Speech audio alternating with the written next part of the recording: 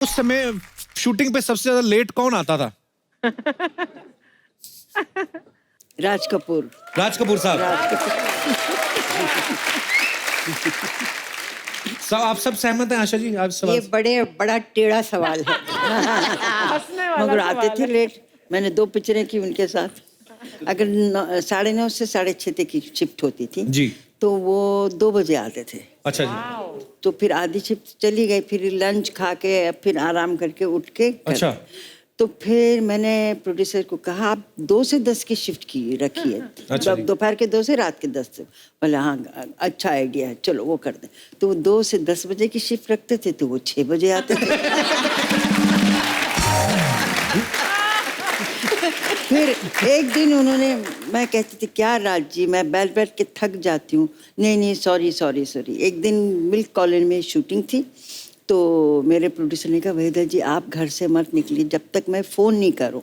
I feel guilty, आप बैठी रहती हैं वहाँ, क्या करें। मैंने कहा अच्छी बात है। तो फिर फ्रैंटिकली फ़ोन आया, उस वक्त मोबाइल नहीं था, कुछ नहीं। निकलिए जल्दी निकलिए। मैंने कहा क्या हुआ? बड़ी सुबह 7 बजे राज जी आउटडोर में बैठे हुए हैं। मैंने कहा राज जी 10 बोले मैं बदनाम हूँ कि मैं लेट आता हूँ, मैं बैठा हूँ, आप अभी आई हैं, अभी आपको मेकअप करना है, बाल बनाने कितनी देर लगेगी, मैं कितनी देर बैठा रहूँगा। मैंने कहा मुझे जिंदगी भर बिठाते रहे, अभी आप बैठे रहिए। धन्यवाद। गर्मियों की छुट्टियां शुरू हो रही हैं। अच्छा, गर्मियों की जैसे छुट्टियां शुरू होती ना, घमौरियों से उतना डर नहीं लगता जितना मेहमानों से लगता है। क्योंकि घमौरियों के लिए तो फिर भी सूखा पाउडर आता है। मेहमान जब तक आपका घी नहीं निकालते ना जाते नहीं है।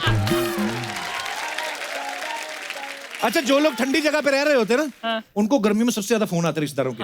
हमारे है ना, एकदम अनएक्सपेक्टेड से फोन आएंगे रात को 11 बजे। और भाई हाँ भाई गुड्डू, हाँ भाई मैं बोल रहा हूँ, हाँ तेरा फूफा जानकी दास, हाँ बड़े दिन हो गए भाई, आजकल तेरी पोस्टिंग शिमला में है ना। बंदा भी टालता है। हाँ फूफा एक्चुअली ठंड बड़ी हो गई, अब आपसे एडजस्ट नहीं हो पाएगा। तो फिर और सेंस ऑफ ह्यूमर दिखाते हैं अपना। अच्छा मैं तेरी बुआ के साथ इतने साल एडजस्ट कर गया, ये ठंड क्या चीज है। आदमी फिर समझाता है, अरे नहीं अंकल जी वो अभी इतनी सर्दी है। मैं इसलिए बोला था कि आपके वो घुटनों में दर्द रहता ना, बेटे मैंने स्टील के डलवा लिए। अब तो मैं इधर नींबू रख के रस निकाल देता हूँ। बड़े मेहमान आपको ऐसे मिलेंगे। अच्छा, जो छोटे शहरों से कभी कभी आते हैं ना, जिन्होंने पहली बार एस्केलेटर देखा होता है, बड़े शहरों में जब कोई मेहमान आता है तो उनको मॉल घुमाने ले जाते हैं, क्योंकि छोटे गांव में तो मॉल होते नहीं है। वो बेचारे एस्केलेटर से बड़ा डरते हैं कि कौन सी चीज पहले रखनी है। वो बेचारे भोले होते हैं, पहले तो समझ नहीं आता क्या, पहले उनके एक्सप्रेशन उड़ जाते हैं लिफ्ट को देख के।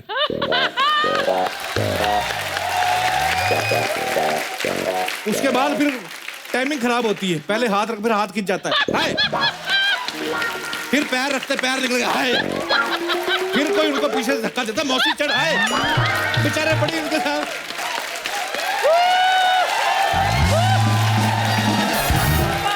और मॉल में भी देखना जो घूमने लोग आते हैं, ये दिनेश का ताऊ है ना, मॉल में चला गया घूमने, सारी दुकानें छोड़ के ना लॉन्जरी की दुकान के बाहर खड़ा हो गया।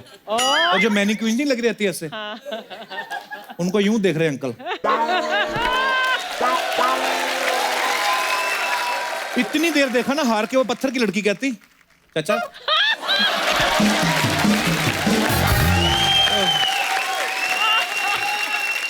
अच्छा, मेहमान 2 तरह के होते हैं, एक तो होते हैं जो बता के आते हैं, एक होते हैं जो बिना बताए ना सर्जिकल स्ट्राइक करते हैं आपके घर में। अरे सर्जिकल स्ट्राइक वाले जो मेहमान होते हैं ना, तैयार होने का मौका भी नहीं देते। आदमी संडे का दिन है, बालों में डाई लगा के बैठा है आराम से, धूप सेक रहा है या टीवी देख रहा है, तो ऐसे में बेल बजती ना ठम करके, तो आदमी पहले तो खिड़की से देखता है।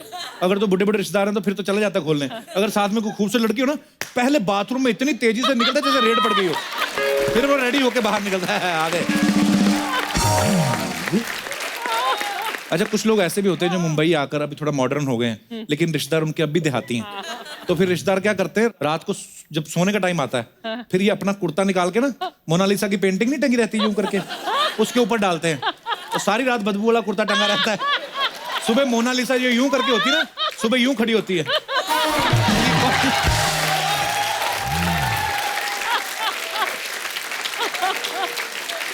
अच्छा, अपना बच्चा अगर घर के बेड पे थोड़ा सा पानी भी गिरा दे ना, तो माँ बाप थप्पड़ लगा देते उसको।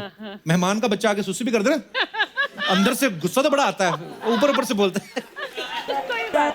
बच्चे हैं, निकल आता है, अभी क्या करें।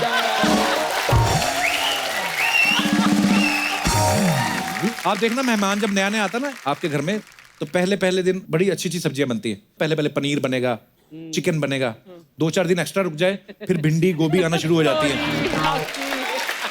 फिर 2 दिन और रुक जाए, फिर पानी वाली दाल आनी शुरू हो जाती है। फिर मेहमान चपाती तोड़ता है, वो खुद दाल ढूंढता है। और 1 दिन और रुक जाए, फिर सब्जियां तो आने की दूर की बात, फिर किचन में से गालियों की आवाज आती है। फिर मेहमान समझ जाता है कि अब मेरी एक्सपायरी डेट आ गई है। अरे कुछ बच्चे बड़े होशियार होते हैं, माँ बाप ज्यादा खाने पीने को नहीं देते ना कोल्ड ड्रिंक, जब मेहमान आते हैं ना तब ये फैलते हैं, कोल्ड ड्रिंक तेरा पूरी की पूरी कोल्ड ड्रिंक भावा बोल देते हैं। माँ बाप हटो, पहले मेहमानों को पीने दो। तो मेहमान तो बोल ही देते हैं, अरे कोई बात नहीं, बच्चा है, पीने दो। अरे नहीं ये तो पीते रहते हैं। बच्चे फिर सबके सामने पोल खोलते हैं, कहाँ पीते रहते हैं। वो आपकी बेइज्जती मेहमानों के सामने करेंगे। कहाँ पीते रहते हैं, आज ही तो आई है कोल्ड ड्रिंक। अंकल हमें कभी भी नहीं पिलाते, पता है। हमें जब शादी में ले जाते वहाँ पे कहते जितनी खींच सकते हो खींच लो, घर में तो पिलाते नहीं।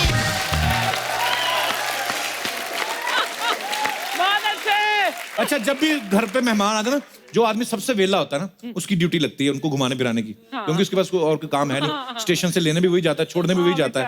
आप छोटे शहरों में जाओगे ना, आपको वेले लोग बड़े मिलेंगे जिनको कोई खास काम नहीं रहता। अच्छा, ऐसे लोग सबसे ज्यादा बिजी होते हैं। कहीं गन्ने की ट्रॉली निकल रही है ना, उसके पीछे लटक जाते हैं, उधर 2-3 किलोमीटर दूर चले जाएंगे। फिर उसके बाद वापस वहां से कोई आ रही है, उसके पीछे लटक के वापस आके पूरा दिन इसी में निकल जाता है। अच्छा, कुछ तो इतने वेले होते हैं, मैंने देखा है कईयों के घर के आसपास रेलवे लाइन पड़ती है ना, उधर यार दोस्त बैठ के ना 2-2 और कुछ नहीं तो रेल के डिब्बे गिनते रहते हैं। 1 2 3 4 5, फिर लड़ रहे होते हैं, अबे 13 थे, अबे 12 थे, कोई बात नहीं, अभी आधे घंटे बाद दूसरी आएगी, फिर गिनते, फिर बैठ गए। अच्छा, आप कुछ लोग इतने वेले होते हैं, इनके दांत में कुछ अटक जाए ना, किसी ने कुछ चिकन खा लिया या कोई ऐसी चीज खा ली, सारा दिन ये नहीं कि फटाफट टूथपिक लेके निकालो, पूरा दिन उससे खेलते रहते हैं।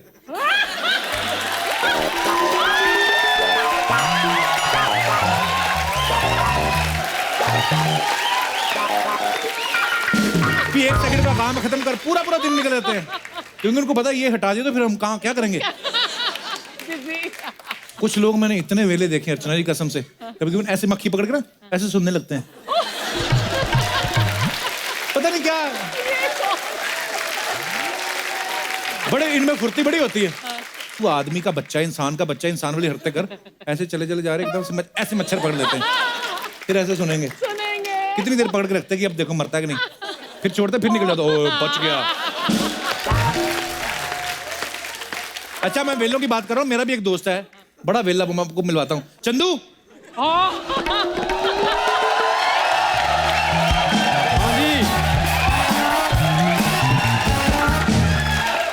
चंदू मेरे यार, कहाँ था तू?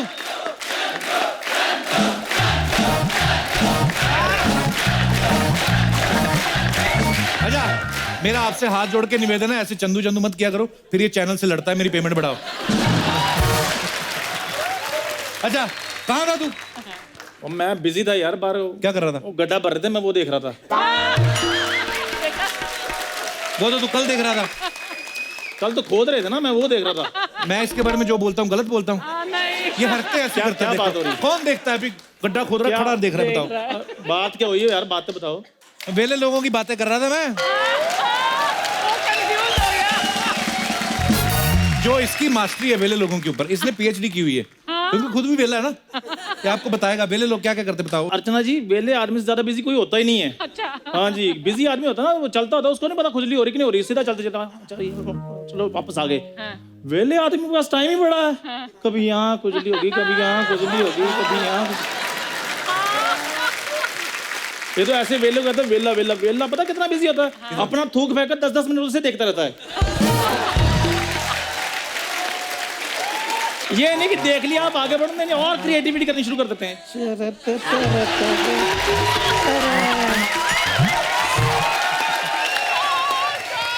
तू बिजी बिजी आदमी जो होता है वो एक ही काम करता है, वेले आदमी के पास काम ही बड़े होते हैं एक्चुअली अच्छा ये वेला आदमी जो होता है ना उसको कोई काम नहीं तो बत्ती बनाकर ना वो कान में लेकर ना मजे लेते रहे।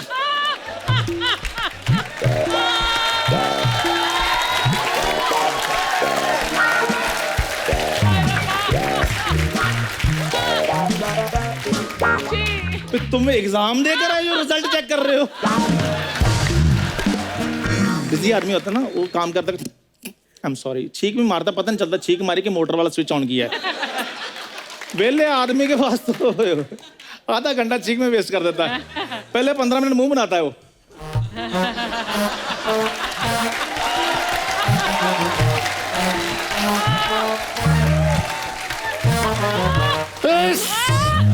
फिर अगले 15 मिनट डायग्नोज करता है।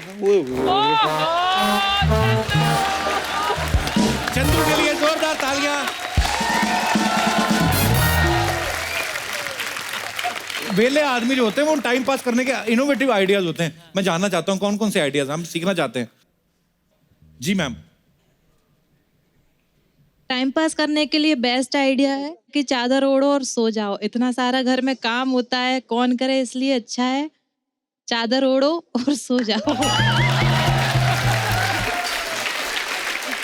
ये अच्छा है। नहीं पर एक टाइम पे तो आदमी सो के भी थक जाता है ना। कभी कभी आप सो के उठते हो, इतना सो के उठते हो कि सोते सोते थकावट हो जाती है। वेला आदमी फिर भी सो जाता है जैसे। तो आपकी शादी हो गई? जी अच्छा जी, हस्बैंड भी आए हैं आपके साथ में? नहीं, वो क्या कर रहे हैं? बच्चा संभाल रहे हैं वो। किसी थे। यार ये बड़ी अच्छी बात है, मुझे लगती है नारी शक्ति का जमाना है, बच्चे घर पे छोड़ आती हैं, पति संभाला, अच्छी बात है, वेरी गुड। कामचोर हूँ मैं। लग रहा है। पर वैसे आप बोल रही कामचोर, बच्चे टाइम पे हो गए आपके भी।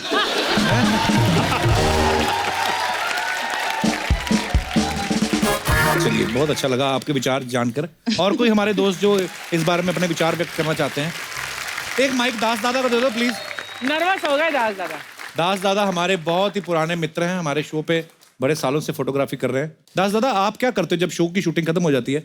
घर जाके क्या करते हो? घर पे अकेला हूँ अभी, क्यों? वाइफ कलकत्ता गई है। अच्छा, भेज दिया। तो मूछें क्यों काली की फिर आपने अगर वाइफ कलकत्ता गई हुई? तो बच्चे आपके साथ रहते हैं दास दादा? हाँ, मैं लड़का ही खाली। अच्छा, खाली लड़का क्या है? भरा हुआ लड़का क्या होता है? नहीं, बेटा है अभी साथ में। अच्छा। बेटी का तो शादी हो गया। बेटी की शादी होगी? हाँ जी। बेटे की नहीं करी? नहीं, बेटा अभी टाइम है, लड़की घुमा रहा है। लड़की घुमा रहा है। लड़की घुमा रहा है? दास दादा एक बात बताओ, आप मतलब अभी दास दादी भी घर पे नहीं है, मतलब आपकी वाइफ शूटिंग के बाद अभी क्या घर जाके क्या करोगे पूरा आप? दिन घर पे रहता हूँ, मैं बाहर भी नहीं निकलता हूँ, नीचे भी नहीं आता हूँ। तो अभी आपकी वाइफ गई हुई कलकत्ता, बोर नहीं होते आप उसके नहीं, बिना? बिल्कुल नहीं। अभी क्या फायदा, 35 साल हो गए सर शादी को। ऐसे क्यों दास दादा? बोर हो जाते हैं, एक ही चेहरा रोज रोज देख के भी क्या देंगे।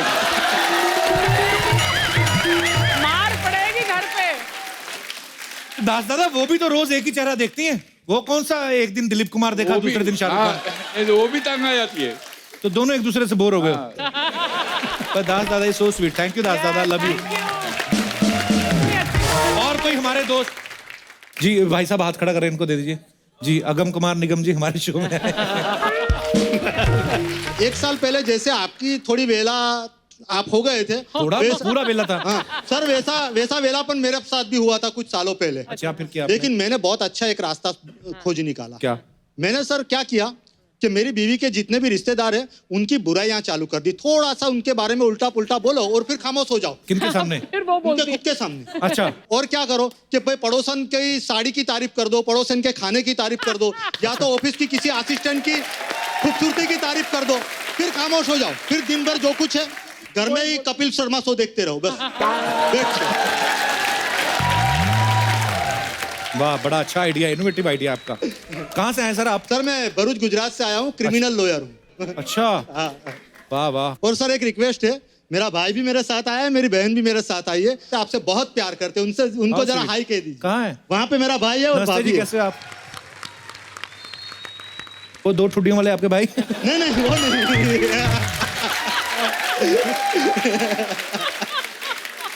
सर चाहिए। सॉरी, बहुत बड़ी गलती हो गई सर।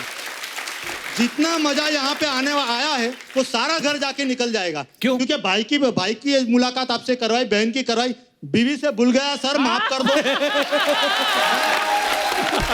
बहुत बड़ी गलती हो गई। नमस्ते जी, कैसी हैं आप? बहुत अच्छा लगा सर, बड़े दिलचस्प इंसान है आप। Thank you sir, thank you. Archana ji, आज मैंने चंदू का बहुत ज्यादा टाइम वेस्ट कर दिया। इतनी देर में इसने पूरा गड्ढा देख लेना था जो भर रहा था बाहर।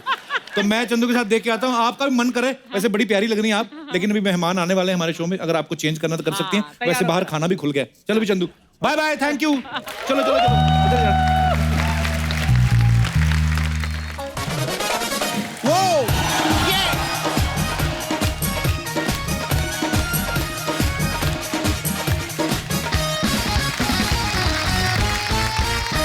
मैं अपने दर्शकों को बता देना चाहता हूं कि आज यहां जो आ रही हैं वो हिंदी सिनेमा के गोल्डन एरा की 3 सबसे बड़ी सुपरस्टार्स हैं, जिन्होंने अपनी एक्टिंग, अपने अंदाज और अपने डांस से हिंदुस्तान के करोड़ों लोगों के दिलों पे राज किया। आज इनके साथ हम हिंदी सिनेमा के गोल्डन एरा को एक बार फिर से सेलिब्रेट करेंगे। तो सबसे पहले आपकी जोरदार तालियों के बीच बुलाना चाहूंगा सीआईडी, प्यासा, कागज के फूल, साहब बीवी और गुलाम, काला बाजार, गाइड, राम और श्याम, नील कमल और तीसरी कसम जैसी सुपरहिट फिल्मों की लीड एक्ट्रेस, हिंदी सिनेमा का 14वीं का चांद, पद्म भूषण वहीदा रहमान जी। जोरदार तालियां हो जाएं।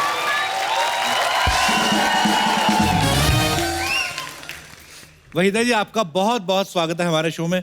और सीरियसली आज मैं क्या कहूं, हमेशा हम ये बोलते हैं कि 4 चांद लग गए, और 4 लाख चांद लग गए हमारे शो को। एक्चुअली हमारी अर्चना जी जिंदगी में कभी किसी को देख के घबराई नहीं, आज रो रही हैं आपको देख के। ये मोहब्बत है आपके लिए। What's the matter with you? Why, my darling? अरे अरे कुछ नहीं कहती, आपको क्यों रो रही हैं आप? मैं डांटूंगी नहीं। आप डांट भी दे तो सर आंखों पर। You know, it's very embarrassing कि इतने सालों के, मतलब आपने तो ऑफ कोर्स कितना काम किया, लेकिन मैंने भी कुछ काम नहीं काम किया। मैंने almost 3.5 decades I've been in this industry, और आपसे मिलने का पहले सौभाग्य हुआ है मुझे, लेकिन आज इस मंच पर आपको देखकर और द फैक्ट दैट मुझे उस कुर्सी पर बैठना गवारा नहीं, बिकॉज आप यहाँ पर इस मंच पर हैं। And we've grown up seeing Waheeda ji perform, and it's embarrassing कि इतने सारे एक्टर्स को मिलने के बाद। Now I won't take more of your time because it's बहुत emotional. I know it's a comedy show and मैंने बहुत emotional बना दिया. I'm going to go back there, but it's such a pleasure being here with you. Thank you so much. Pleasure meeting with you.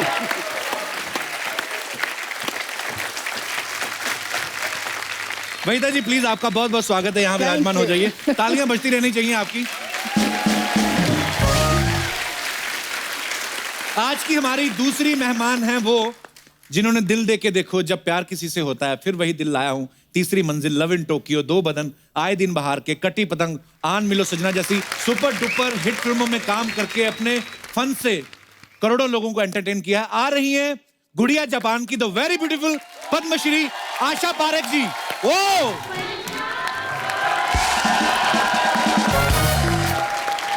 Asha ji, आपका बहुत बहुत स्वागत है। Please यहाँ पे विराजमान हो जाइए।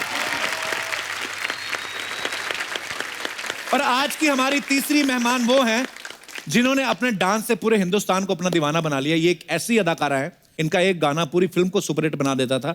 गुमनाम, शिकार, ऐलान, कारवां, लहू के 2 रंग, शोले, डॉन और बहुत सी सुपरहिट फिल्मों में अपनी एक्टिंग और डांस से सबका दिल जीतने वाली, please welcome Padmashri Helen ji.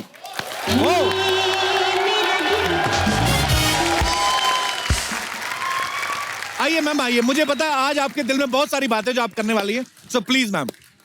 Asha ji, I am so honored to meet you. So honored. After a long time we are meeting. I'm such a big fan of yours. Helen ji, Hi, my darling. you know, Helen ji, I want to say एक चीज जो मैंने कभी किसी से शायद share भी नहीं की। कि अगर मैं आज इस इंडस्ट्री में हूँ तो हेलन जी की वजह से, वाह। क्योंकि जब मैं छोटी थी और मैं आपके गाने और डांस और आपकी एक्टिंग देखती थी स्क्रीन पर, तो मैं इतना मेस्मराइज्ड और उस ग्लैमर से इतना अट्रैक्टेड थी। Thank you. तो मैं बोलती थी कि वन डे मैं भी उस पर्दे पर आना चाहती हूँ। See? तो it's because of you. Thank you so much.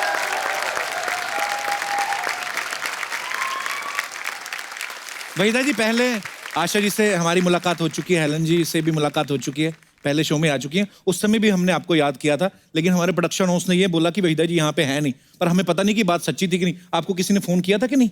हम आपको बड़े सालों से वेट कर रहे हैं आपका। आई नो, एक बार किसी ने बुलाया तो था। अच्छा। मैं माफी चाहती हूँ। नहीं, वहीदा जी, आप वहीदा रहमान है, आपको माफी मांगने की जरूरत नहीं है। मैं तो खाली कंफर्म करना चाहता था कि प्रोडक्शन हाउस सही बोल रहा है ना।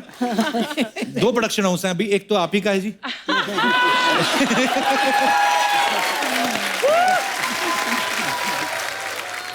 हिंदी सिनेमा में आपका कंट्रीब्यूशन जो है कोई भुला नहीं सकता। मैम, एक बात जो सबके दिलों में है, सब जानना चाहते हैं कि फिल्मों में ब्रेक कैसे मिला आप लोगों को? मैं बहुत लकी थी। अच्छा जी। और मैं भारतनाट्यम सीखा था मैंने, तो जी। स्टेज पे परफॉर्म करती थी। अच्छा जी। तो उस वक्त सारी रीजनल फिल्में सब चेन्नई में बनती थी। अच्छा जी। तो किसी ने मेरी तस्वीर देखी तो मुझे ऑफर आने लगे घर बैठे, और मैं 13 साल की थी। तो मेरे पेरेंट्स ने कहा टू सून, मतलब बहुत जी। छोटी है, ना इधर की ना उधर की। तो फिर एक तेलुगु फिल्म में मैंने डांस किया, फोक अच्छा जी। डांस। वो लकीली बहुत मशहूर हुआ। अच्छा जी। तो उसके बाद बस एक तेलुगु फिल्म थी, उसमें लीड रोल किया ऑपोजिट एनटी रामाराव, जो आंध्र प्रदेश अच्छा जी, जी, जी। सीएम थे। उसके बाद गुरुदत्त जी मिले मुझसे हैदराबाद में। अच्छा जी। तो फिर उन्होंने मुझे बॉम्बे बुलाया। फिर इट्स अ हिस्ट्री। वाह, ग्रेट। और आशा जी, आप कैसे आए फिल्मों में? मैं स्टेज पे परफॉर्म किया करती थी। अच्छा जी। और लेट बिमल रॉय ने मुझे डांस करते हुए देखा। मैं 9-10 साल की थी। अच्छा जी। तो उन्होंने देखा और मुझे बुलाया, फिल्म में काम करोगी? मैंने ऐसे कह दिया हाँ करूँगी। अच्छा जी। तो इस तरह से माँ पिक्चर में मैंने एक छोटा सा रोल किया था। अच्छा जी। उसके बाद तो मैं बड़ी हो गई, स्कूल में जाती थी। तो गूंज उठी शहनाई के लिए विजय भट्ट जी ने मुझे बुलाया। अच्छा जी। और कहा कि तुम्हें हीरोइन बना रहे, राजेंद्र कुमार जी हीरो है। तो 2 दिन की शूटिंग करने के बाद कहा कि नहीं, अब स्टार मटेरियल नहीं है। अच्छा। तो आप हम आपको नहीं ले सकते हैं। अच्छा। मटेरियल नहीं। तो हमको निकाल दिया गया। 1 हफ्ते में मुहूर्त था बहरूपिया का, और वहाँ एस मुखर्जी मिले, बोले कल फिल्मालय आ जाना। मैंने कहा अभी फिल्मालय क्या करना है, अभी तो मुझे डॉक्टर बनना है, मुझे तो नहीं जाना है। इसी तरह से वहाँ पहुँच गए। और फिर तो सबको मालूम है कि दिल दे के देखो कि हीरोइन बन गई।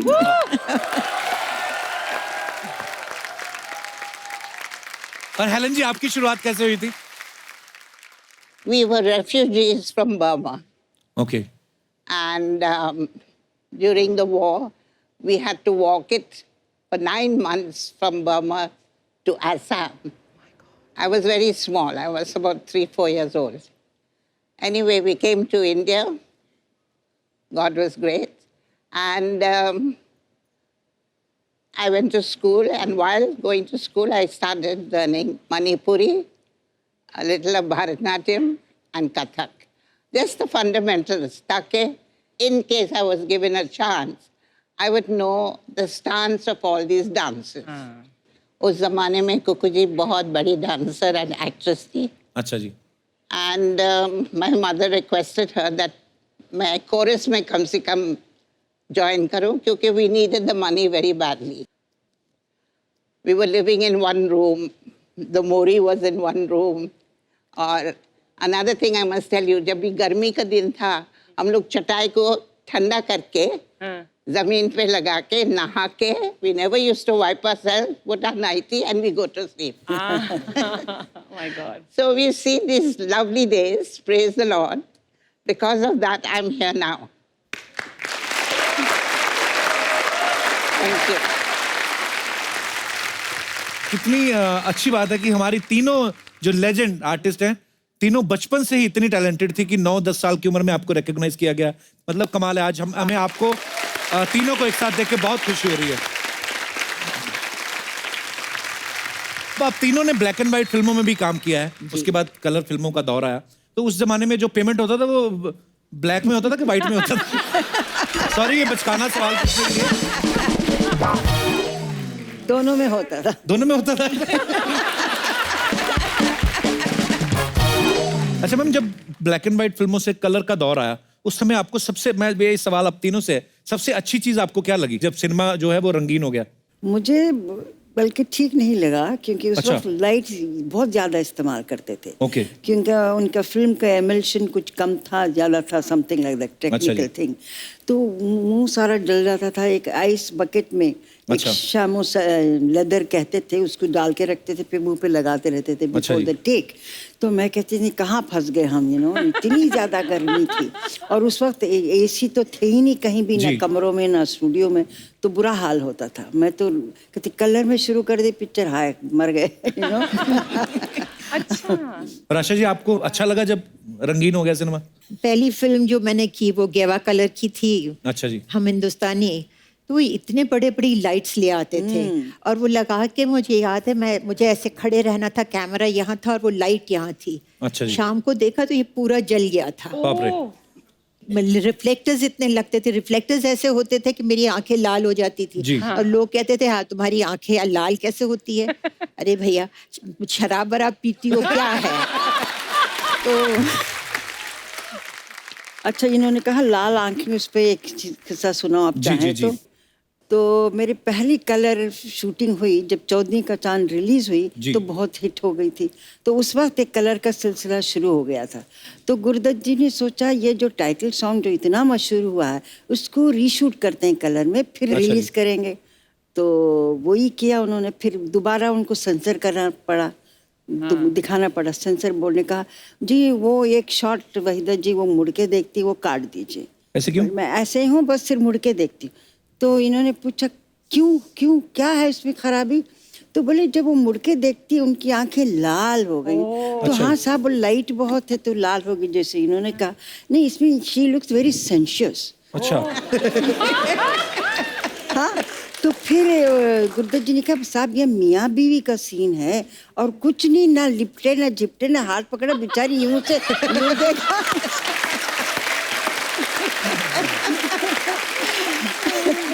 अगर वो सेंसर बोर्ड वाले अगर अब हों तो बेचारे वो देख के तो बेहोश हो जाएंगे। आजकल तो बन रहा है।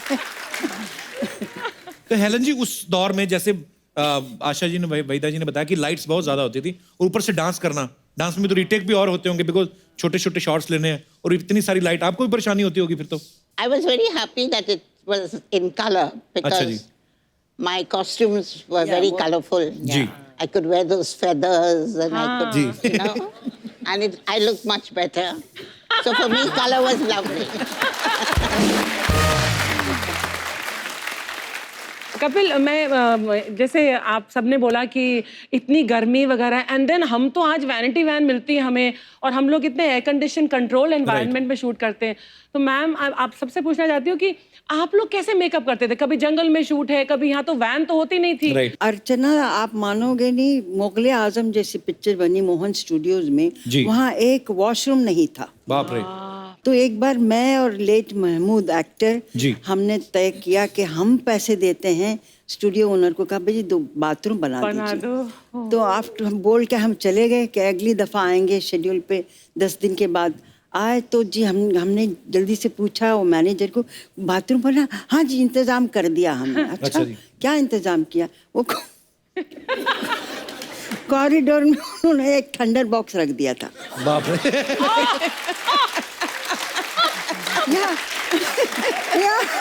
I said, oh my God, it's so terrible. बाप रे, कितना मुश्किल होता होगा उस समय, सारा दिन शूट करना, वॉशरूम ही नहीं है। हमने पानी पीना छोड़ दिया था। सुबह से शाम तक बाथरूम नहीं जाते थे। Oh my God. घर जाके बाथरूम जाते थे। अभी तक माशाल्लाह कितनी अच्छा है। हाँ। सीरियसली, एक्चुअली आदमी को रोमांटिक सीन करना हो और ऊपर से बाथरूम आया हो तो आदमी कहाँ निकलेंगे एक्सप्रेशन? एक्चुअली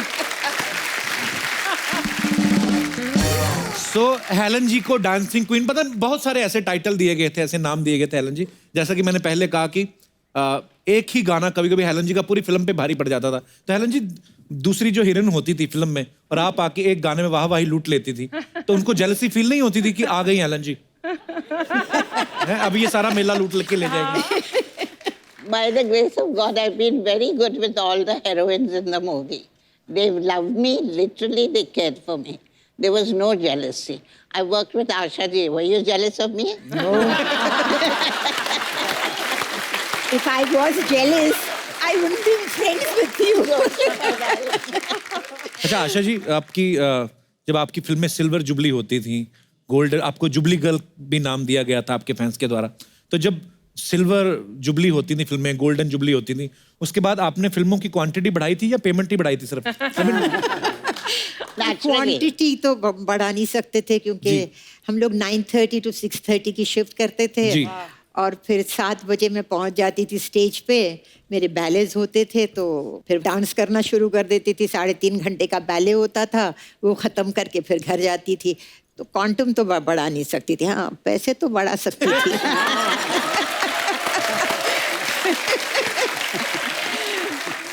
आशा जी, आपने तकरीबन सब स्टार्स के साथ काम किया है, जी। तो आपको अपनी जोड़ी सबसे ज्यादा किसके के साथ अच्छी लगती थी? मेरी पहली फिल्म शम्मी कपूर जी के साथ थी। अच्छा जी। तो मुझे उनके साथ काम करने का ज़रा आसानी लगती थी। एक बहुत मतलब जो वो करते थे वो इमीडिएटली मैं पकड़ लेती थी। अच्छा जी। जैसे डांस होता था तो डांस डायरेक्टर नहीं होता था। अच्छा जी। अच्छा तुम ये कर लेना, मैं ये कर लूंगा। अच्छा, वाह। हाँ तो इस तरह से कई गाने हमारे ऐसे थे कि विदाउट अ डांस डायरेक्टर हमने किए हैं। क्या बात है। जी जी। और उनको मैं छेड़ती थी भी बहुत। मुझे याद है कि एक बार हम शूटिंग कर रहे थे कश्मीर में, तो उन्होंने कुछ पहलवान को बुलाया, उनके गले में कुछ हो गया था। अच्छा तो जी। बहुत हंसी, अरे पहलवान को बुलाया गला ठीक करने के लिए। ओह, दूसरे दिन मैं गिरी तो पैर में मोच आ गई। साहब वो पहलवान फिर आ गए मेरा पैर ठीक करने। एज यूजुअल शमी जी कर रहे आया ना, मैंने कहा जी आ गया। एक्चुअली उस समय फिजियोथेरेपिस्ट थोड़ी ना होते थे, तो पहलवानी जो पहले कुश्तियां करते थे, मुझे याद है बिकॉज मेरे फादर की कुश्ती करने के बड़े शौकीन थे। तो जब उनको कभी ऐसे हो जाता था तो पहलवान के पास जाते थे, और पहलवान भी पता नहीं कोई एमआरआई कोई एक्सरे नहीं करते थे, खुद ही देख के ऐसे कड़क पटाखे की आवाज आती थी, या तो आदमी ठीक हो जाता था या बेड़ा गर्क। आशा जी, हेलन जी, आप मतलब जब भी किसी हीरो के साथ काम करती थी तो ऑब्वियसली हर एक का अलग अलग स्टाइल रहता है, लेकिन शम्मी जी के खुद के स्टेप होते थे, हम लोग सब हाँ, वो देखते रहे। खुद ही मतलब कर लेते थे। तो वो कितनी एनर्जी होती थी, कितना मुश्किल रहता था उनके साथ डांस करना आपको भी? आप एनर्जी तो या क्या रिदम थी उनमें। एक रिदम पे झटके सब सभी लोग। और क्या शम्मी जी का कोई शशि प्रॉपर कपूर, डांस नहीं होता था, जैसे जी। वाइल्ड डांस ना, जी। तो रिदम को पकड़ के उनमें इतनी पूरे जिस्म में रिदम थी उनके। रिदम थी वो उनकी ये body हाथ में। भी यूं करो यूं भी करो तो सब रिदम में करते थे। Actually Isn't it? अच्छा वहीदा जी, ऐसे हमने सुना है कि जब आप फिल्मों में आई थी तब आपका नाम जो है वहीदा रहमान नहीं था, कोई और नाम था। नो, ऐसे पता नहीं क्यों अफवाह है ये? अफवाह है। असली नाम मेरा वहीदा रहमान और वहीदा रहमान ही था। अच्छा जी। हाँ। मैं आज ही इनको बाहर निकालता हूँ जिन्होंने ये मुझे बोला ना। वहीदा जी, एक और अफवाह है, पता नहीं ये भी अफवाह ही है कि सच्ची बात है, लेकिन बड़ी ऐसे अफवाहें सुन के आ रहे मैं हैं आप। अफवाहें सुन के आया हूँ बहुत सारी। एक के बाद एक के बाद पर उन्होंने कहा कि जो आपके भरतनाट्यम के जो गुरु थे उन्होंने पहले आपको डांस सिखाने से मना कर दिया था, हाँ, लेकिन बाद में आप ही उनकी बेस्ट स्टूडेंट निकली। हाँ। अच्छा, तो मतलब ये बात सही है। चलो ये वो बात बच गया आज। सही है। तो ये क्या रीजन था वहीदा जी, उन्होंने क्यों मना किया आपको डांस सिखाने से? वो बहुत मशहूर वो एक गांव है, गांव के जैसे साहिर लुधियानवी, जी। तो तिरुचंदूर एक जगह है तमिलनाडु में, वहाँ के थे वो। अच्छा जी। तिरुचंदूर मीनाक्षी सुंदरम पिल्ले उनका नाम था। बाप रे, इतना लंबा नाम। हाँ, तो मुझे जिद आई कि उन्हीं से सीखना है। अच्छा तो जी। हमारे कोई बीच में फ्रेंड थे, उन्होंने जाके कहा ऐसे ऐसे सीखना है। जब नाम सुना तो बोले नाम तो मुसलमान है। बोले हाँ, लड़की भी मुसलमान। No no no no no, मैं मुसलमान को भरतनाट्यम कैसे सिखा सकता? अच्छा। बोले क्यों नहीं सिखा सकते साहब आप? नहीं, वो अभिनय जो हमारे डिवोशनल गाने होते हैं उसको समझेगी नहीं, वो ठीक से कर नहीं पाएगी। तो 6 महीने लगा दिया और मैं भी जिद से अड़ी रही कि उन्हीं से सीखना है। तो जब इन्होंने बहुत ज़बरदस्ती की हमारे दोस्त ने, तो बोले अच्छा उसकी कुंडली लेकर आओ। अच्छा। तो बोले जो वो लोग मुसलमान हैं वो कुंडली उंडली बनाते नहीं, बिलीव नहीं करते। अच्छा जी। तो बोले ये तो बड़ी मुश्किल है फिर। तो बोले अच्छा उसका बर्थ डेट लेकर आओ। अच्छा वो लेकर गए, तो उन्होंने अपने से चार्ट बनाया, कुछ यूं पता अच्छा। नहीं क्या क्या किया। तो बोली ये क्या हुआ, ये कैसे हुआ? तो उन्होंने पूछा क्या हुआ साहब? तो ये चार्ट में कहता है कि ये लड़की मेरी लास्ट और सबसे अच्छी स्टूडेंट होगी, वाह। हो नहीं सकता। तो उन्होंने ऐसे ढक्कल दिया, नहीं नहीं नहीं हो नहीं सकता, समथिंग इज रॉन्ग, या मैंने ठीक नहीं किया। तो बोले और 2 दिन दो। अच्छा फिर 2 दिन के बाद फिर उन्होंने बनाया, बोले no again the same result. तो बोले चलो मैं सिखाता हूँ इसको। क्या बात है, लेकिन और वो बात सच भी साबित हुई। वाह। ऐसे हमने सुना है कि रेशमा और शेरा में एक ऐसा सीन था जिसमें आपको बच्चन साहब को ऐसे थप्पड़ मारना था। हाँ। लेकिन बच्चन साहब की माताजी वहां पे रहती थी। तो मैम फिर कैसे मारा आपने? वो आदमी थोड़ा वो भी हो जाता कि यार सामने मम्मी है। नहीं, उन्होंने आंटी ने ये भी कहा वहीदा जरा संभाल के, तो मैं बिल्कुल डर गई। अच्छा जी। तो हर बार आए तो सुनील दत्त डायरेक्ट कर रहे थे उस वक्त और सी रामचंद्रन कैमरामैन थे। अच्छा जी। तो उन्होंने कहा वहीदा जी आप ठीक से नहीं करेंगे तो रीटेक होंगे, उतने थप्पड़ पड़ेंगे। अच्छा जी। इससे बेहतर है आप दिल मजबूत करके एक कस के दे दीजिए, बात खत्म हो जाएगी। अच्छा जी। तो फिर लाइटिंग वगैरह हो रही थी तो मैं जाके बैठी, तो आंटी बच्चन उधर बैठे हुए थे, वहीदा जरा संभाल के करना। तो मैं बिल्कुल डर गई। फिर मैंने जाके सुनील दत्त को कहा साहब मेरे से थप्पड़ नहीं मारा जा रहा है। बोले क्यों क्यों नहीं मारा जा रहा? कि वो आंटी ने कह दिया जरा संभल के। तो बोले ओहो, तो फिर आंटी को कहना चाहिए इस शॉट के लिए आप बाहर जाके बैठिए। अच्छा, तो बाहर भेजा फिर उनको? बाहर भेजना पड़ा। तो उसके बाद फिर सब सेट पे असिस्टेंट डायरेक्टर सुनील दत्त सब कहने के एक ही शॉट, एक ही टेक, एक कस के लगा दीजिए। मैंने कहा अमिताभ बहुत कस के लगाने वाली हूँ। हाँ कोई बात नहीं। खैर शॉट हुआ, लकीली पहला टेक ओके हुआ। तो फिर अमिताभ कहने वहीदा जी काफी अच्छा था।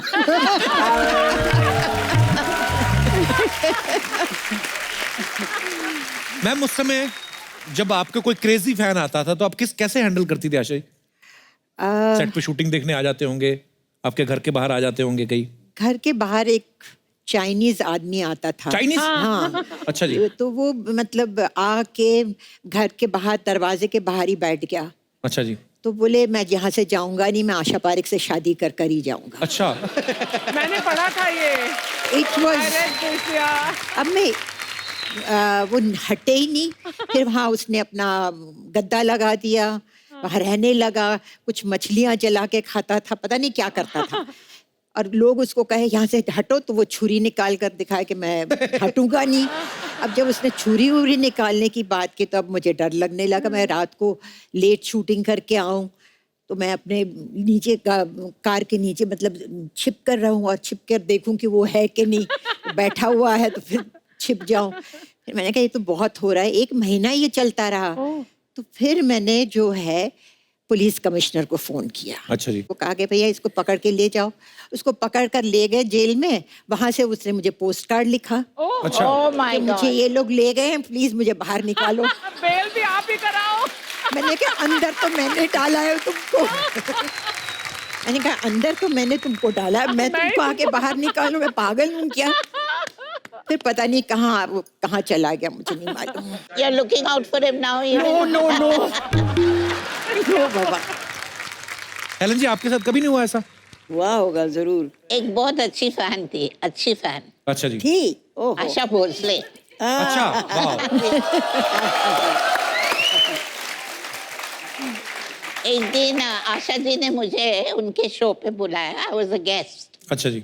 तो बातें बातें में उन्होंने कहा कि हेलन जी वहाँ बैठी है। Then I went out and I did that. Helen ji, Asha ji मुझे बोल रहे, हेलन जी अगर मैं मर्द होता है तो मैं आपसे शादी करती। वहीदा जी आपको भी तो कभी ऐसा कोई ना कोई क्रेजी फैन मिला ही होगा कभी जिन्होंने तंग ही कर दिया आपको?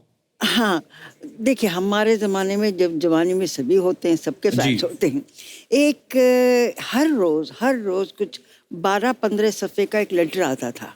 अच्छा जी। उसमें वो लिखते थे कि मैं आर्किटेक्ट हूँ, मैं सोचो अभी ये आर्किटेक्ट हैं तो इनकी इतनी फुर्सत कहाँ मिलती है, वो हैंड रिटन। ये नहीं कि टाइप हो, या उस वक्त मोबाइल नहीं था, कंप्यूटर नहीं था, हैंड रिटन लेटर। फिर कहते थे एक दिन याद रखिए आप, ताजमहल क्या मैं अच्छा। उससे बढ़ के बनाऊंगा, क्योंकि मैं आर्किटेक्ट। अच्छा मैम, आजकल बहुत सारे ऐसे प्लेटफॉर्म्स हैं, सोशल मीडिया है, मतलब आप अपने फैंस के साथ सीधा कनेक्ट कर सकते हैं। आप उनको अगर कुछ, आप कोई नई फिल्म कर रहे हैं उनको बता सकते हैं, सीधा उनके साथ चैट सेशन करते हैं। आजकल के जो भी स्टार्स हैं, उस समय में तो ऐसा सोशल मीडिया तो होता नहीं था। सो बहुत सारे सवाल हैं जो हमारे दर्शकों के मन में, वो मैं आपसे पूछना चाहता हूँ। आप तीनों उनके जवाब दे सकते हैं। आपके टाइम पे जो फिल्में बनती थी उनमें सबसे ज्यादा स्टाइलिश हीरो कौन था? आप तीनों जवाब दे सकती हैं। स्टाइलिश हीरो जी। मेरे कैटेगरी में जो देवानंद थे, अच्छा जी, फिर देव साहब। शमी कपूर थे। शमी कपूर साहब, वाह क्या बात है। आशा जी आप? मुझे लगता है फिरोज खान। फिरोज साहब, जी जी जी, फिरोज वाह। खान। हेलन जी, आप तो खुद इतने स्टाइलिश नहीं, लेकिन आपको कौन स्टाइलिश हीरो लगता था? Devanand. देव साहब, वाह। उस समय शूटिंग पे सबसे ज्यादा लेट कौन आता था? राज कपूर। राज कपूर साहब। सब आप सब सहमत हैं? आशा जी आप सब? ये बड़ा टेढ़ा सवाल है। हंसने वाला मगर आते सवाल थे है। लेट। मैंने 2 पिक्चरें की उनके साथ। अगर 9:30 से 6:30 तक की शिफ्ट होती थी जी। तो वो 2 बजे आते थे। अच्छा जी। तो फिर आधी शिफ्ट चली गई, फिर लंच खा के फिर आराम करके उठ के अच्छा। तो फिर मैंने प्रोड्यूसर को कहा आप 2 से 10 की शिफ्ट की रखिए। अच्छा जी। दोपहर के 2 से रात के 10 से। बोले हाँ अच्छा आइडिया है, चलो वो कर दें। तो वो 2 से 10 बजे की शिफ्ट रखते थे, तो वो 6 बजे आते थे। फिर एक दिन उन्होंने, मैं कहती थी क्या राज जी मैं बैठ बैठ के थक जाती हूँ। नहीं सॉरी। एक दिन मिल्क कॉलोनी में शूटिंग थी, तो मेरे प्रोड्यूसर ने कहा वहीदा जी आप घर से मत निकलिए जब तक मैं फ़ोन नहीं करूँ। अच्छा। आई फील गिल्टी, आप बैठी रहती हैं वहाँ, क्या करें। मैंने कहा अच्छी बात है। तो फिर फ्रैंटिकली फ़ोन आया, उस वक्त मोबाइल नहीं था, कुछ नहीं। निकलिए जल्दी निकलिए। मैंने कहा क्या हुआ?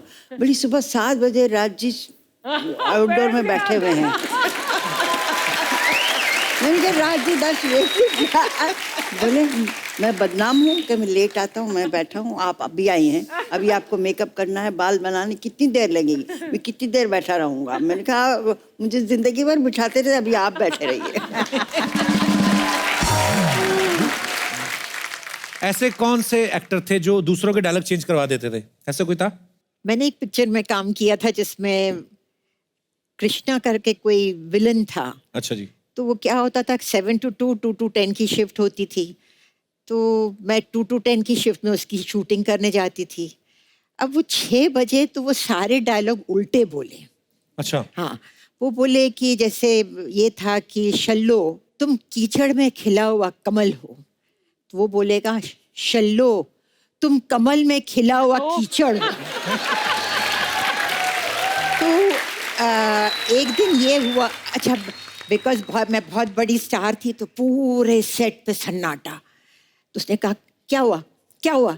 अरे भाई तुम क्या बोल रहे हो? तो बोले क्या बोल रहा हूँ? तो बोले तुमने ये डायलॉग बोला है। अच्छा मैंने ऐसा बोला, सॉरी हाँ फिर से करते हैं। फिर वही बात। अच्छा। हर चीज में, मतलब वो सुजीत कुमार के साथ था कि शल्लो के साथ मैं सुहाग रात मनाऊंगा। वो 6:30 बज गए थे, तो कहने लगे कि शल्लो की जगह मैं तुम्हारे साथ सुहाग रात मनाऊंगा।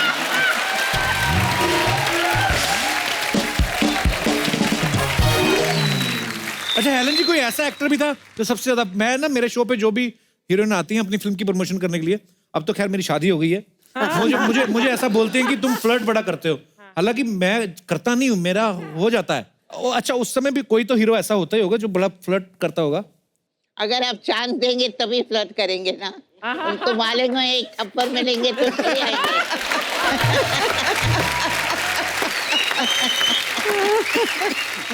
तो मैम सलीम साहब से आपकी मुलाकात कैसे हुई थी?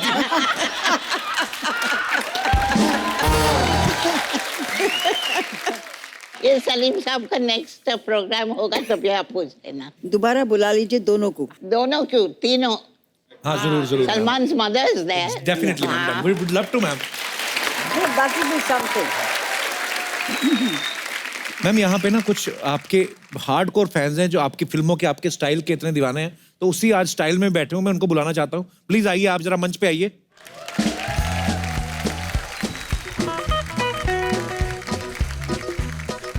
नमस्ते जी, आप सबका बहुत बहुत स्वागत है.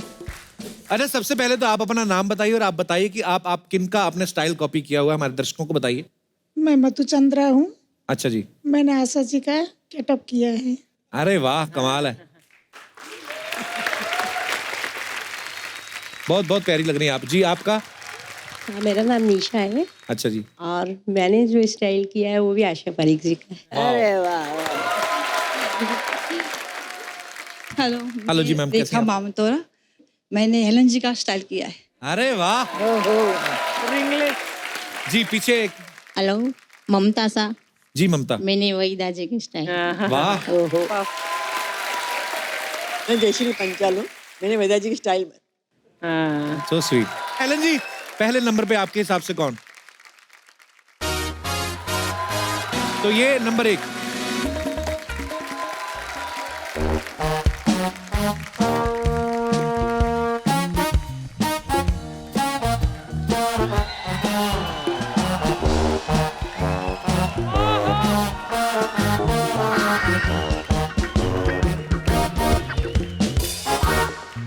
कितने जा रहा है? गुड्डू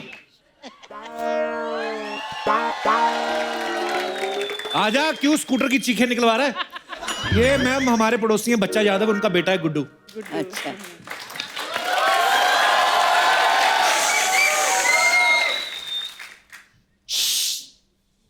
पैरी पोड़ा दादी जी. जीते रहो. पैरी पोड़ा दादी जी. पैरी पोड़ा दादी जी. ओ गुड्डू, ये दादी दादी क्या होता है? दादी दादी वो होती है जब किसी माँ के बच्चे के घर बच्चा होता है और वो लेडी मिठाई का डब्बा लेके गली में मिठाई बांटती है और खुशी से कहती है कि आज मैं दादी बन गई, उसे दादी कहते हैं. ओए कलिंगड़, मैं दादी की डेफिनेशन नहीं पूछ रहा हूँ, ये तेरी दादियाँ कैसे हो गई? कप्पू अंकल, मैंने इन तीनों दादियों को ना अपने धन धन धन से दादियाँ मान लिया हुआ है. अबे तन मन धन से मानना होता है.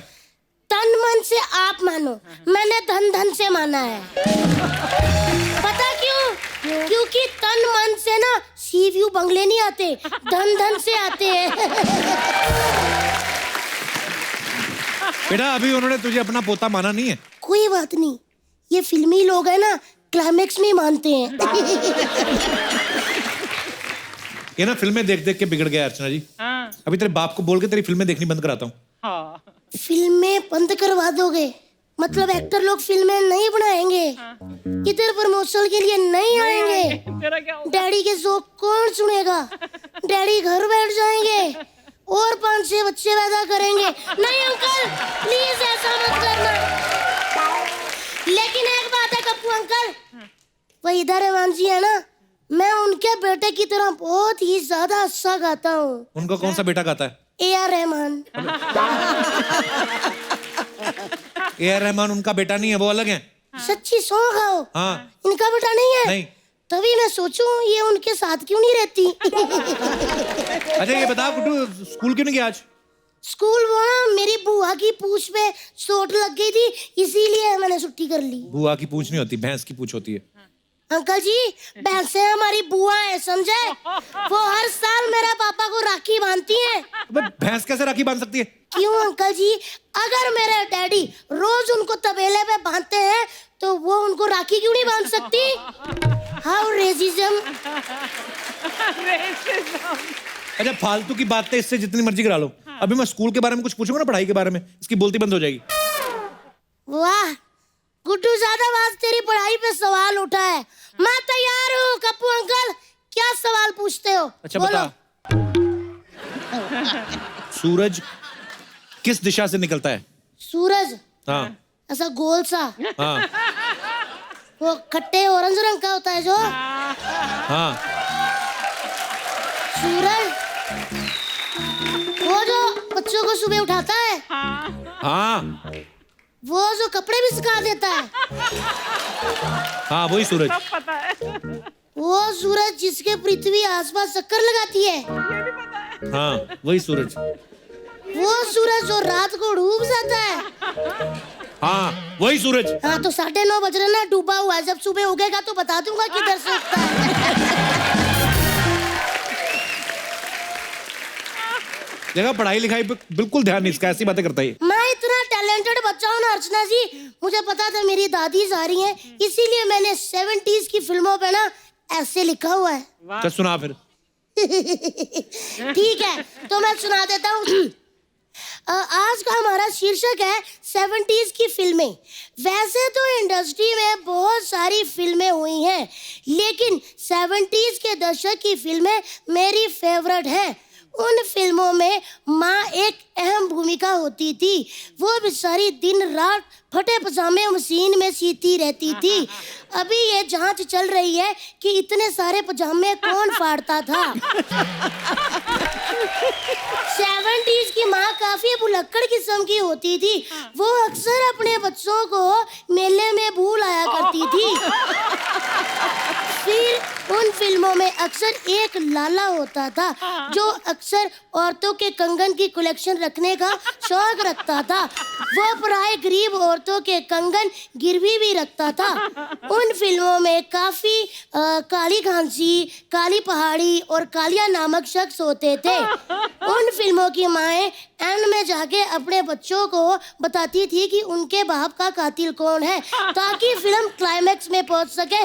धन्यवाद। अरे यार, ओए गुड्डू, ओए गुड्डू, ओए, अरे यार देखो यहाँ पर बैठे हो। अरे यार हम कब से यहाँ पर इंतजार में बैठे हैं इसके कि कब ये नींबू लेके आएगा और हम दूध को फाड़ेंगे, पनीर बनाएंगे। यहाँ पे मजे कर रहा है। हाँ तो दूध के बर्तन में बैठ जाता ना, वैसे दूध फट जाता।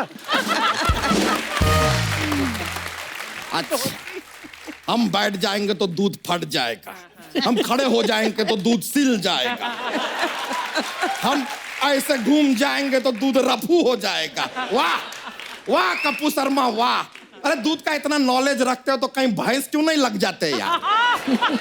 माल का वैसे हम इनसे बातें करने में, इनसे बहस करने में अपना वक्त क्यों बर्बाद कर रहे हैं। 70s का सिनेमा हमारे सामने लाइव है, हम नीचे आ रहे हैं। I need to meet you. अरे यार मजा आ गया।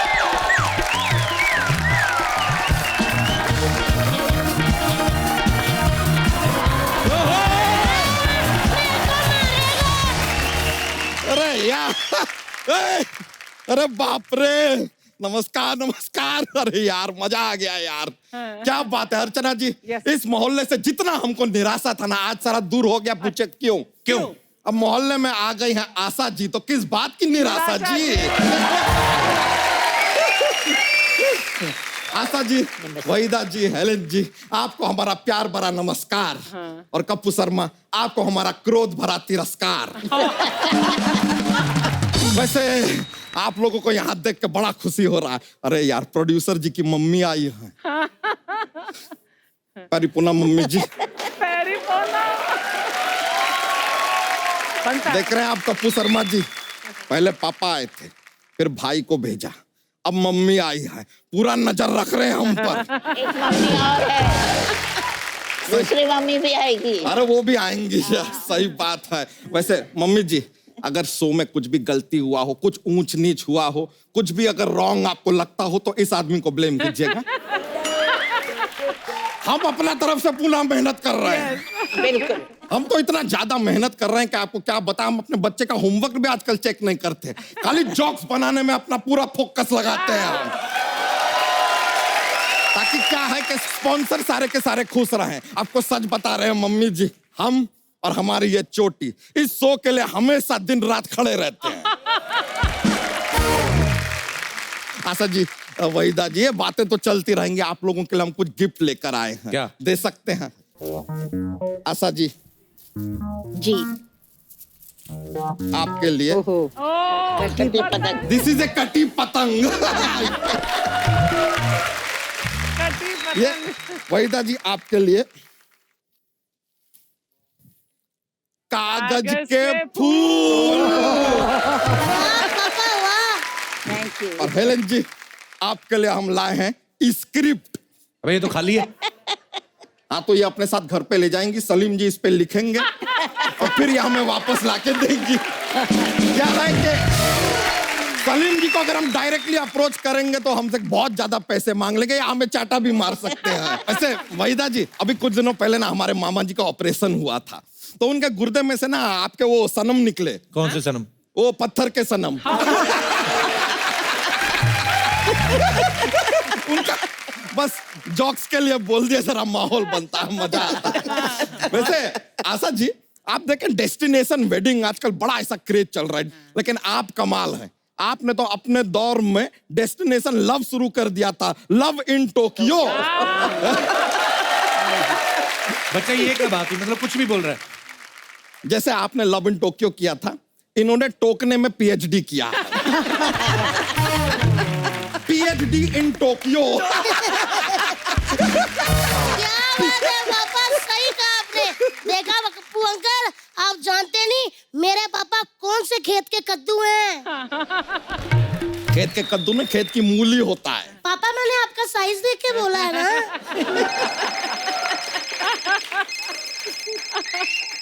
किसका बजा? ओए ओए। किसका बजा? मेरा नहीं बजा। ये मेरा फोन बजा। अच्छा। अरे चलो छोड़ो, अजीब बच्चा है यार। कभी कभी तो हमें शक होता है, इजी माइन। चोटी देख ले। फिर बाद में ऐसा चोटी को देख के कंफर्म हो जाता है कि मैं भी। वहीदा जी, आपने वो फिल्म किया तीसरी कसम। अच्छा जी, आपने वो फिल्म किया तीसरी मंजिल। तो ये मतलब डायरेक्टली तीसरी कैसा?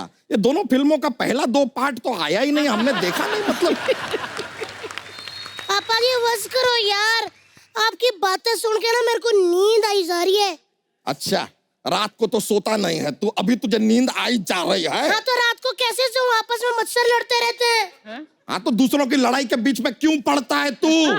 और अगर पढ़ना ही है तो किताबें पढ़ जो हमने लाके दी है तुझे। बस पापा बस, इस भरी महफिल में इतने बड़े लोगों के पास आपने मेरी बेइज्जती करवा दी है। मैं आज गुड्डू यादव, बच्चा यादव की फैमिली से बायकॉट करता हूँ और खान फैमिली के साथ अपना संबंध बनाता हूँ। आप हमारे इस गठबंधन को स्वीकार कीजिए। धन्यवाद। ये क्या कर रहे हो? ये क्या हो रहा है गुड्डू? बछड़ों से ज्यादा प्यार क्या है हमने तुम्हें? हाँ तभी तो मेरे को कोई इंसान का बच्चा नहीं कहता, सारे कहते सांड का बच्चा। चल बेटा तू अंदर चल, अंदर चल। हाँ तो चले जाएंगे। हाँ तो जाओ ना। हाँ तो जा रहे हैं। हाँ तो कब जाओगे? हाँ तो चले जाएंगे। तो पैर उठा के जाओ ना। हाँ तो ये लो चले गए।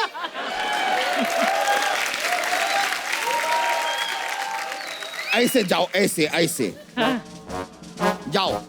मैं सांड नहीं हूँ ऐसे जाऊँ, हीरो हूँ, बाइक पे जाऊंगा अपनी। आप घर आओ जरा, मम्मी कुछ कैप लगाता हूँ आपकी। आपके थोड़े पर निकल आए ना भैंसे। अरे जाओ यार जाओ, और जो बोलना है मम्मी से बोलो। हम क्या हो, डरते हैं क्या हम मम्मी से यार? जरा सा ऐसे घुटनों पे आ जाएंगे, हाथ जोड़ेंगे, गिड़गिड़ाएंगे तो आंसू निकलेंगे, मम्मी माफ कर देगी यार। That is life. Go John. वैसे हमारे ये बच्चे ने काफी गुस्सा दिला दिया, माय एलोपॉजी फॉर दैट। लेकिन क्या माहौल को अच्छा करने के लिए हमारे पास एक जोक्स का पिटारा रहता है। अगर आप कहें तो जोक्स पेश कर दे, पेश कर दिया जाए तो ठीक है। कप्पू शर्मा आप हमको बताइए, शोले फिल्म के क्लाइमैक्स में कौन मरता है, अमिताभ बच्चन के धर्मेंद्र? अमिताभ बच्चन। हकीकत में धर्मेंद्र मरते हैं। अबे चल, अबे चल क्या हम इंफॉर्मेशन दे रहे हैं? हकीकत अलग फिल्म है, उसमें धर्मेंद्र मरते हैं।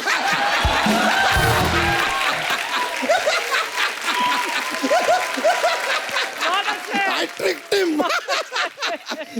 एक और पेश करते हैं। अगर सूरज रात को निकल आए तो क्या होगा? क्या होगा? कुछ नहीं होगा यार, इतने अंधेरे में कहां पता चलेगा क्या निकला क्या नहीं।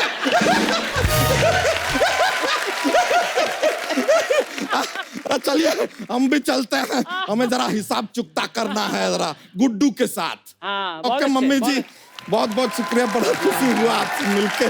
Thank you very much yo bro.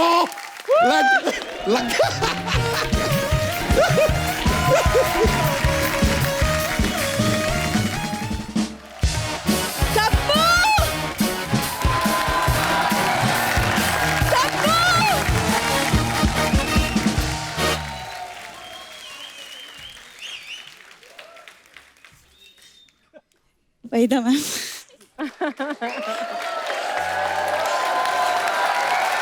आराम से आराम से।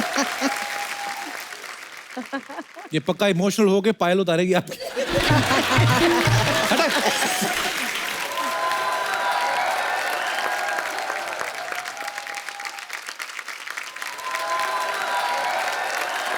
हेलन मैम,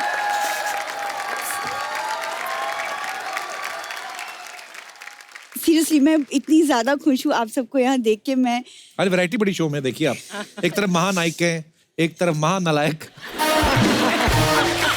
ये हमारी पड़ोसन है हमारी। देखो कपूर शर्मा, मतलब अगर मैं इनकी जनरेशन में पैदा हुई होती तो आज तो मैं भी बड़ी सी हीरोइन तो हो जाती। तुझे पता है उस जमाने में हीरो ना तेरे से बड़े साइड लॉक रखते थे। अरे कपूर, मैंने सारे लॉक्स खोल देने थे। लॉक खोलने में तो इनका पूरा परिवार ही मतलब नंबर 1 है। मैं तो बताता नहीं पूरी चीजें। ये तो स्कूटर की पेट्रोल की टंकी होती ना, उसको ढक्कन खोल के पेट्रोल सूंघती कभी कभी।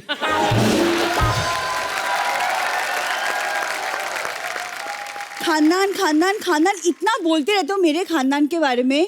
अच्छा इतना बताता हूँ, मेरे खानदान में कितने लोग हैं? 2 लंगूर हैं, एक सेकंड हैंड तोता, एक बुजुर्ग लोमड़ी है तेरे। मैं सबको जानता हूँ। मेरा जन्म चिड़ियाघर में हुआ है, ये भी बता दो। चल झूठी के सर्कस में हुआ था।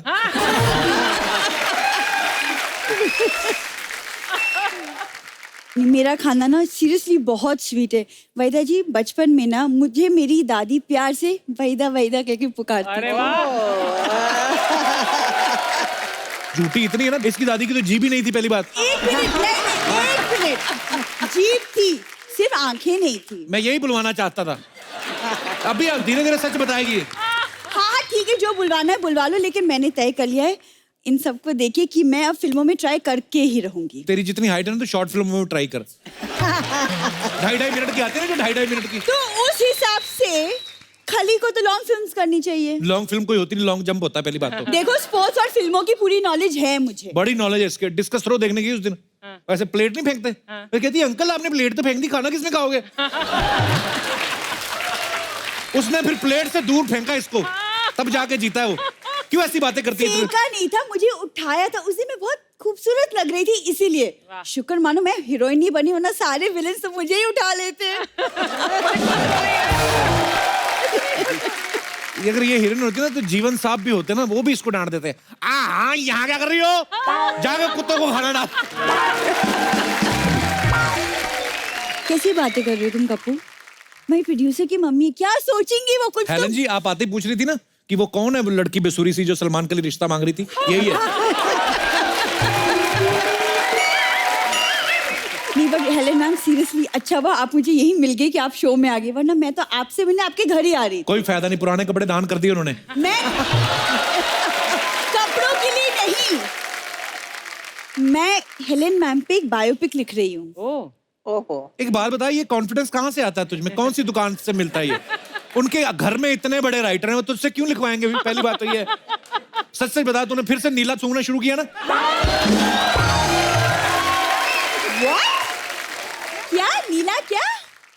भोली देखो कैसे बन रही है ये होली वाले दिन ना 10-10 रुपए तोला बेच रही थी ये। क्या बोल रही है? उनको क्या पूछ रही, उन्होंने तो 10 तोले खुद तेरे से खरीदा। हाँ, ऊपर से कंप्लेंट कर रही थी। अर्चना जी कंप्लेंट कर रही थी कि कितना महंगा लगाती है, पर मीत तो 5 रुपए तोला ले आता है। तो झूठ बोलती है। तुम मुझे बायोपिक बनाने दोगे या नहीं? तू एक काम कर, माचिस की तीली ले, उसको तीखी कर, उसकी टूथपिक बना। बायोपिक तेरा है कोई काम? बना सकती तू बायोपिक? देखो ये 10 पैसे की चीज बनाने में अपना टाइम वेस्ट नहीं करने वाली। सही बात है, जो चीज होटलों से उठा लेती है वो क्यों बनाएगी? अरे खाना खा सकते हैं तो 10 पैसे की चीज भी तो उठा ही सकते हैं। होटलों में खाना खाती है, भी तो बता कैसे खाती है, साइन लैंग्वेज यूज करती, कोई भी आता है कहती है हेलो।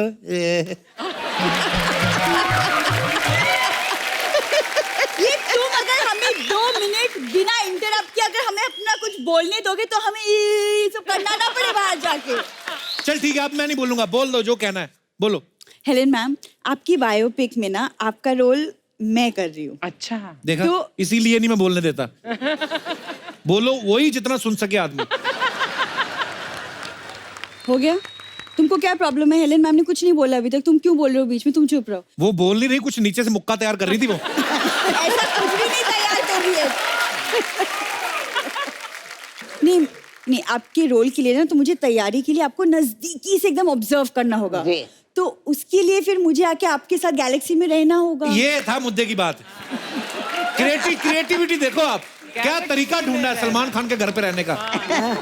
अब बात अगर खुली गई है शरेआम तो फिर ये क्या है? आप प्लीज आशीर्वाद दे दीजिए, अपने घर की बहू मान लीजिए मुझे। मैं सच कह रही हूँ। अगर तू पहले घूंघट निकाल के आती ना तो शायद मान भी लेती वो। अभी तेरा मुंह देख लिया उन्होंने, अभी कुछ नहीं होएगा।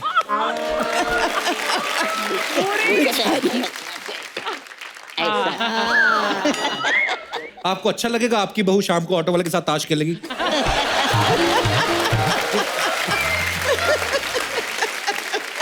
कबू तुम ये क्या बदतमीजों वाली बातें कर रहे हो? नहीं, मैं सीरियसली मैं जन्म हुआ है आपके परिवार के लिए, सीरियसली। आपके जैसे रहन सहन बातचीत सब आप जैसा है, सीरियसली। नींबू ये क्या कर रही है उधर? भैंसों ने गोबर कर दिया है, गरम गरम है, उठा ले। फिर कहती है ठंडे का मजा नहीं आता। जाओ भी पहले तो मेहंदी की रस्म अदा करो, चलो।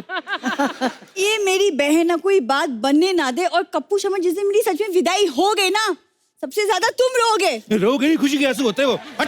चुप।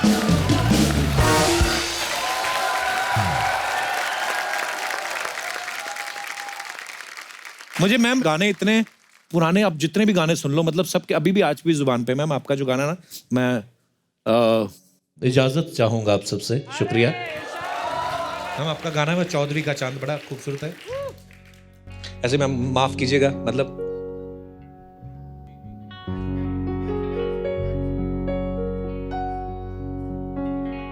चौदवी का चांद हो या आफताब हो, जो भी हो तुम खुदा की कसम लाजवाब हो। चौदवी का चांद हो या आफताब हो, जो भी हो तुम खुदा की कसम लाजवाब हो।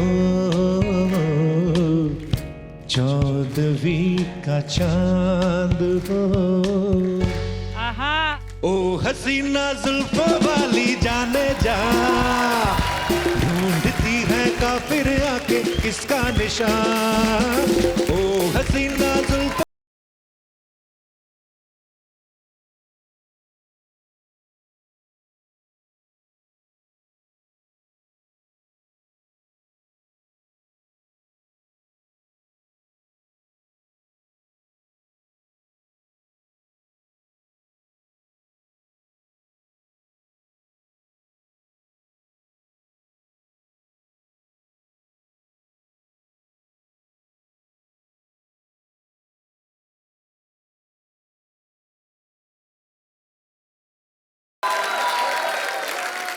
आजा आजा मैं हूँ प्यार तेरा, अल्लाह अल्लाह इनकार तेरा। आजा आजा आजा आजा आजा आजा आजा। थैंक यू सो मच, हमें इतने खूबसूरत गाने देने के लिए, इतनी खूबसूरत फिल्में देने के लिए। तालियां जोरदार होनी चाहिए